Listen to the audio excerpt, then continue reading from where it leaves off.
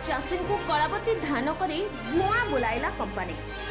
सारा राज्य में केतक घरोई कंपानी आसी ओडिशार चाषी मानकु अधिक लाभ देखाई विभिन्न प्रकार सहायता चाषी मानकु शोषण करथुवार देखिबाकु मिलिछि पुरी जिला निमापड़ा ब्लॉक भगसादला पंचायत जाजलपुर ग्राम रे। किछि दिन तले एक star farmer product company limited नाम थिबा कंपानी आसी पुरी जिला गोप थाना निकट में एक शाखा खोली अंचल में केतक बेकार युवक युवती मानकु चाकरी देई राज्य में तार कार्य आरंभ होइथिला।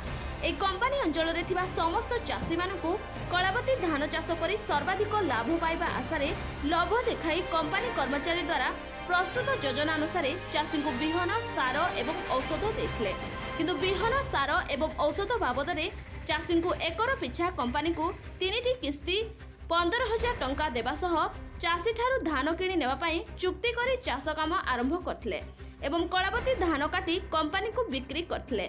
ए कंपानी चाषी सहित चुक्ति अनुसार धान अमल पूर्व 3टी किस्ती रे 15,000 टंका नेबा सह संपूर्ण धान नहीं जाइथिला। चाषी धान टंका मागिथिले किंतु कंपानी गोटे गोटे चेक देथिला। ए चेक बैंक रे दाखल करिवा परे उक्त अकाउंट रे टंका नहीं बोली शाखा परिचालक कहिथिले बोली जाजलपुर ग्रामवासी ठारू प्रकाश। ए चेक नहीं कंपानी नाम रे निकटस्थ थाना निमापड़ा एवं गोप थाना रे पृथक पृथक मामला रजू करथिले। पर जिलापाल एवं जिला कृषि अधिकारी को लिखित भावे जणाइथिले। जिला कृषि अधिकारी कौनसी घरोई कृषि कंपानी कथारे पड़ी चाष करथुवा चाषीर कौनसी प्रकार क्षति हेले सरकारी दायी रहिबो नाही बोली कहिथिले। जदि आगको आमर क्षतिपूरण न मिले ताहले आमे 40 रु ऊर्ध्व चाषी राज्य रास्ता को ओह्लाइबो बोली जाजलपुर ग्रामर चाषी कहछन्ती। आम दुखरे सहाय करी हमकु हम प्राप्त मिले। आगामी दिन आपन दाबी कोन रहइबो?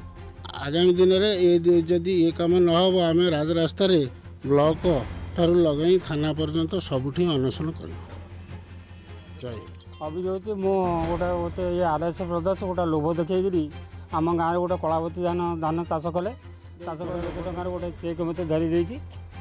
ये चेकटा आप देखु आपर्यंत तार ये पता किसी मिलूनी कि फोन कले किसी उठाऊनी तार पता भी किसी पाऊनी।